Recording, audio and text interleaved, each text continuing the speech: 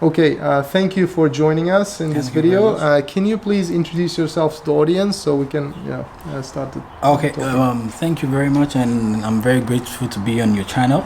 My name is 𝐒𝐥𝐤 𝑑𝐨𝐴𝐚𝐻. I stay in Shanghai, China. I have a business here in Shanghai. My business is mainly on advertising.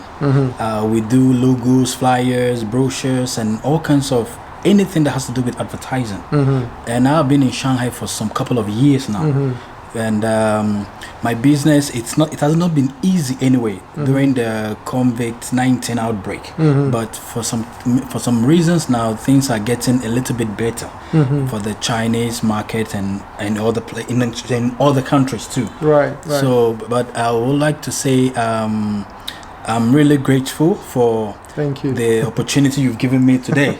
No, thank you for joining us. Actually, really appreciate it, because obviously it's going to give to our audience some kind of idea and realistic information about what's happening in China during COVID-19, especially when it relates to the business.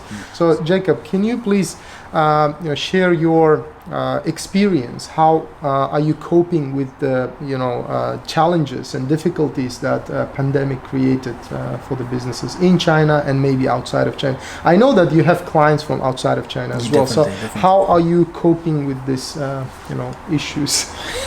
Because I mentioned that but I mentioned that some of the companies unfortunately went bankrupt. Exactly. Right? And we are the lucky ones. We are the lucky ones. Yes. Thank you. I mean, we are the lucky ones. We're trying to cope and trying to adapt to the situation. So I will share my experience later, but how about thank you for asking that question, but it hasn't been very easy. It's difficult, but we are still trying to survive, because the difficult part of it is that you get jobs from clients. They want you to do this for them, or you want you to do that. They ask you for your quotation, and they ask you for how much it's going to cost. You send to them. The problem now is the money part, right? Because they always come back and tell you that the situation because of the epidemic and blah blah blah. Right. They can't raise that kind of money, so you have to look for how to fit in your price, of course, with the money they have. So maybe you have to change your price. You have to change your price right? a little bit, and so on. So I think what has made me break through and become a little bit successful now during this time is all the clients I've gotten so far, both in China and outside China. They come back and tell me that the price list I gave them and the quotation I gave to them is far better than what they get from other places. So with that, I like this strategy. Yeah. So with that, I know it's not easy. You might lose a little, but it's better than losing the client. Of course, yeah. I mean, one of the main targets of the business. They always say to keep a little drop of water makes a mighty ocean. I like this phrase, man. I would like to share our experience as well. For example, definitely, I mean, our business was hit by the pandemic really big time. But what we're doing right now is, just like your business, like adjusting the prices a little bit, to the needs and requirements of the clients. And at the same time, we are, adding up more services.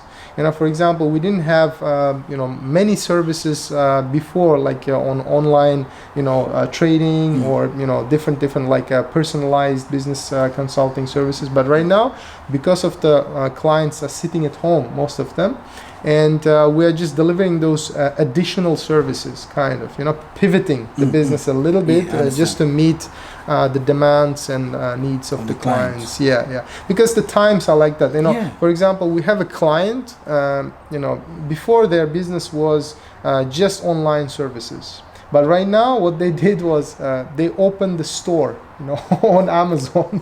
Yeah, if you look at their business model before, it was completely different. They were like exactly business consulting company providing online services. But now they are store operator on Amazon, on eBay, on everywhere, all these platforms. Okay, Jacob, another question is, what would you recommend to the people who are kind of thinking right now to start a business during this pandemic?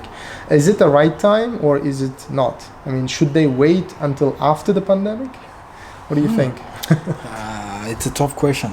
I think the advice I can give anybody who wants to establish a new business, either in China or maybe outside China, you look at the situation. or you look at wherever you are, whether you're in China or you're outside China, you look at the environment and then you check well to see the kind of business that you think during this time or during this era, you think that when you should start, it's not really mean that it has to go very fast or go very fast. That when you start, you think you can get a little headway somewhere. Right. You don't need to wait for the epidemic to be over, then you now start from the scratch. But if you're able to start now, you'll be able to build that little client around you. So by the time the epidemic is finally going dead, by then you have those clients already. Right. And so when you start pushing, you know you have started something before, and it will be easier for you to move forward. Okay, I really like this Than idea. waiting. That makes really a whole lot of sense actually, because one of the suggestions or advices I'm giving to our clients is if you have a solid business plan, even if the situation is good, when you start that, you will automatically face challenges. It really doesn't matter, despite of the situation. There is no business that starts without a challenge. Exactly. So what I'm saying is, right now we have challenge automatically, and it's everywhere. Everywhere. Yeah, it's not only in your situation. So it really doesn't matter. You have to stand right now so that you take this pandemic as a developing period. That's what I'm gain saying. that developing period, That's and then what I'm after the pandemic you can keep pushing. Exactly. And it will be much easier for you if you develop that skin right now. Yes. Than waiting for the pandemic to be over, but then you start. No. Exactly. So this is what I like. Another question is, so obviously it's not advisable to start like offline business right now, in many spheres at least like a tourism, or starting a education business, like opening a training school right now in many countries. Maybe it's a little bit challenging because people are not going outside, right? So for that reason, what kind of online businesses you can from Chinese experience here, what kind of businesses you can recommend? Maybe for guys who are watching from outside of China. Online business. Let me see. The kind of online business that I would recommend for maybe someone watching outside China, it's for example, I'll use my country as an example, like from Ghana, where I come from. If I'll advise someone to go online to do an online business, I'll look at the market, because in every country there's a demand of what people want. And like for my own country, we have people who wants goods that we don't have in my country. And for example, if you have links outside, you can do an online business from Ghana, look for those links, you get those things, put online, and then let people from from your country go online, source for whatever they want. And when they get what they want and they find out that this site is very reliable, they get from you, and from there it's a gradual process. So it's kind of putting the foundation for e-commerce. And I wouldn't tell you that, I wouldn't say, okay, these goods or this goods. It depends on every country what the demand is. That's what I can say. Right.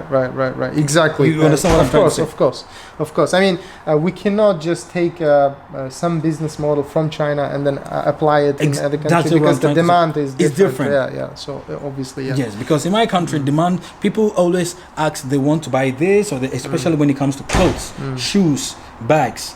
There are every kinds of field where people have demands. So you can't put your mind and say, this is what I want to go online for. Yeah, actually, the other day somebody was asking me, I was doing a live video, and somebody was asking me, what kind of product should I start selling? I said, this is a wrong question, first of all. Very wrong question. You cannot be selling most sold item from China in your country, because maybe people don't like it. Don't need it. So you see, that kind of question, and sorry for cutting you short, and that kind of question, if you not tell the person, okay, go online and sell shoes or bags. And when the person puts money to do that kind of business and the business doesn't go well, the person might go and refer that, say, okay, such a person told you gave me a bad advice. Thank you. So all right. So last question, maybe. Okay. So people who are interested in coming into Chinese market, how are you going to, or rather, how your company can help them to enter penetrate the Chinese market through advertising or marketing. What kind of services your company offer? You can tell them.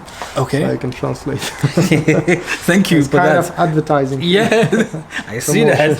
Thanks for that. Well, if someone wants to come into the Chinese market, right, and maybe I should come in contact with the person, and the person links me up and all this stuff. I think first of all, I need to understand what kind of business the person wants to come into China to do. And when I know the business and I know the kind of thing the person wants to do, what my company can offer is that I'll be able to check around, come up with some kind of a package, maybe a design, a promotional package, may come to flyers, or maybe if the company has no logo and all those stuff, maybe my company can help in designing and putting all those facts together. And then we could help in also promoting and pushing the company. Let people know that this company is coming to China, and this company, this is what they do. Right. And you also take into consideration the Chinese taste. Taste, exactly. Yeah. Exactly. Okay. All right, great. So I'm going to actually leave all your contacts on the screen or down below in the video. Okay. So they can directly contact you if they have any questions. I'm telling them that your company and our company, we cooperate in marketing and advertising. So if our clients, they want marketing or advertising services in China, maybe we can refer to you. Exactly. So thank you very much, Jacob, once again for joining us. Thank you. It's been a pleasure. Yeah, we're looking forward to different videos together and collaboration. Always. So I will let you know. Always. So you can anytime, any day. I'm always ready for you. All right.